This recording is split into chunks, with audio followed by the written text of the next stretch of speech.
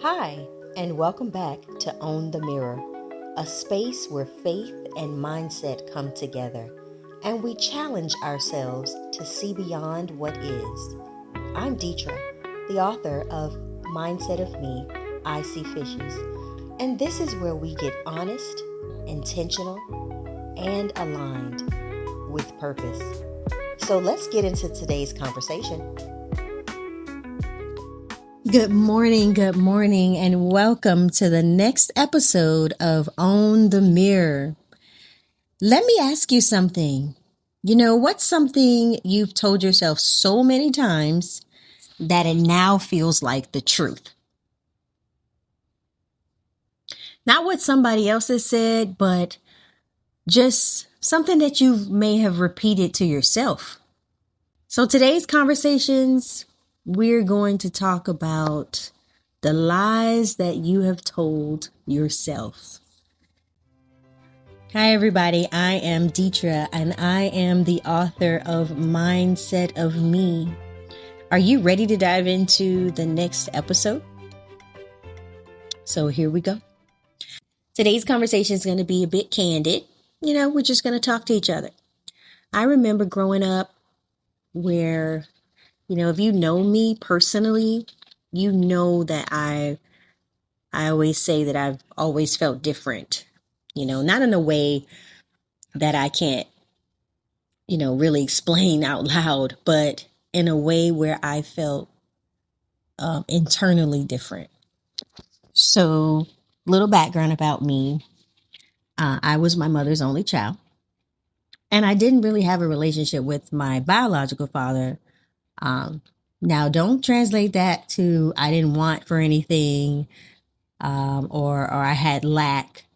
I really didn't want for anything. I had a great life. But as I watched people and how they moved, how they thought about things and how they responded, I always used to wonder, and I spent a lot of time as I was growing up, I spent a lot of time in church. My mother was young, and my grandmother, I wouldn't say she was very strict. However, she was more structured.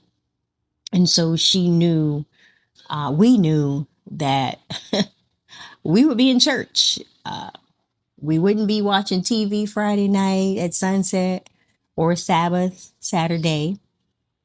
As I looked at certain things in front of me, I always asked, is it me? Am I different? Like, everybody's the same, or their thought patterns are the same, or they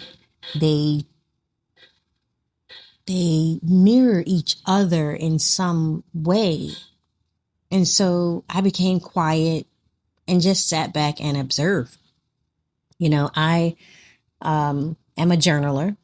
I love to write my thoughts down. I love a good book. I call it a blank book, where I can just let my thoughts go wild, right? So if you're a journaler, kudos to you.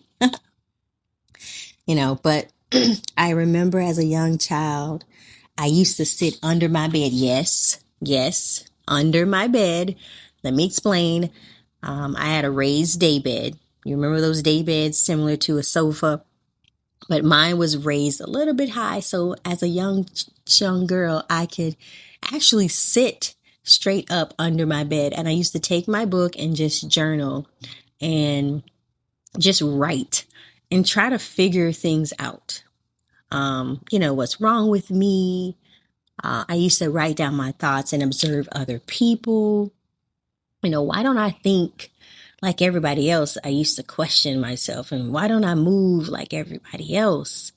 As a young girl looking at that, you start to think and wonder, maybe it's me, right? So here is what I didn't realize at the time that I do now. There's nothing wrong with me. My thoughts were just, as my husband likes to say, different, right? I like to say unique.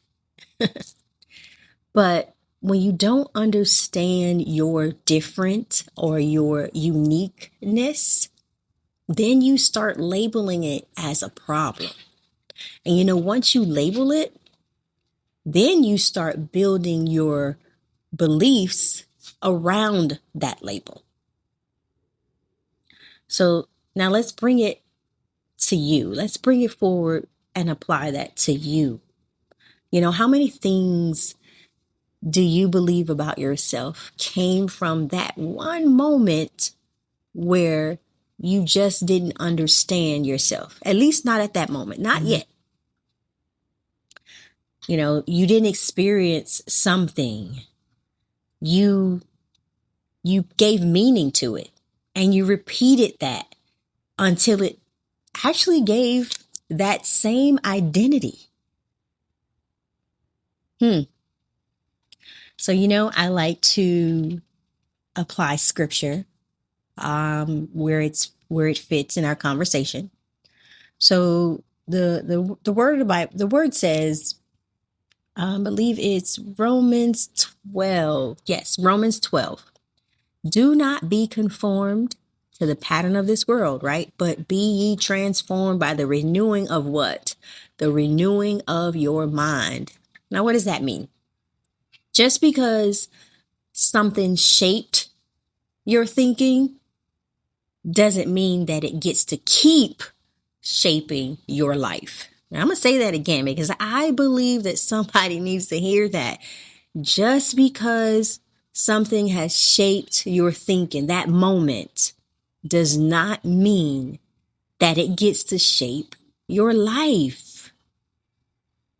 That is so powerful, and I need that to resonate with you, because now I understand. As I was writing my book and I was playing on with that saying that I now use all the time in life, I see fishes. Now I understand what I thought before. I was wrong. Period. It was actually vision. And you hear me talk about vision and changing thought patterns a lot. It was my awareness. It was the ability to see what was in front of me. Those fishes, not just the fish tank. But when you're young, you're figuring things out. You probably couldn't see that at the time. You probably couldn't see what was in front of you because you only focus on the physical, right? So I'll ask you again, what lie have you been rehearsing? We're going to call it what it is. This is a conversation. This is the space where we're being honest, right? And intentional. So what lie have you been rehearsing? You belong, or that you don't belong. As I say in my book, there's a chapter in my book that says you are enough. But maybe you've been telling yourself you're not enough. Maybe you've been telling yourself, you're behind. I have a college age daughter, and oftentimes she will say, Mom, I feel like I'm behind. But even though she's right where she's supposed to be, she's trying to figure out things, and she's looking at the world and letting the world define where we should be, where she should be. Who told you that? That's what I would say to that. Who told you that? The world? But here's the thing. You do not have to agree with it. Why do you feel like you have to agree? Because the moment that you agree with a lie, we're calling it what it is, right? You give it authority over you. And once it has authority, guys, it starts making the decisions for you. You start to shift your thought pattern to, oh, I got to do this. I got to rush and do this. I'm not where I'm supposed to be. And it may take you off course. That decision may tell you, be quiet, shrink back up, go back in your place. You don't need to show up, not fully anyway. But I want to tell you, you have a choice. You may not control everything that happens, But you absolutely, hear me clearly, you absolutely control what you continue to believe, what you continue to fester in your mind. This is the work that you have to do. You know, whether it's through this mindset of me space, the own the mirror space, through mindset of me coaching. It's all about identifying that internal narrative and realigning it with the truth. Because guys, once your thinking shifts, and I wholeheartedly believe this, it's all about a thought. But once your thinking shifts, once it changes, once it's altered just a little bit, you know what comes next? Your life and the way you lead and the way you live it and the way you think and the way you act. So today, here's your charge. I want you to pay attention. When that thought shows up, when that negative thought, when that negative lie shows up in your head, or you see something in the world that doesn't align with where you thought you should be, pause. Don't accept that. Question it. Ask yourself, is this my truth? I've done that plenty of times. Is this my truth? Or is this something that I've just gotten, used to believing? Because just maybe, there was never anything wrong with you. Maybe. Maybe you just hadn't learned how to see yourself yet. And that's what Own the Mirror is all about. Again, I say to you, don't wait for clarity. I want you to move in faith, build through your uncertainties, and let purpose catch up. And at the end of the day, we always remember to own our mirror. Thank you for listening to Own the Mirror, where faith and mindset come together on purpose.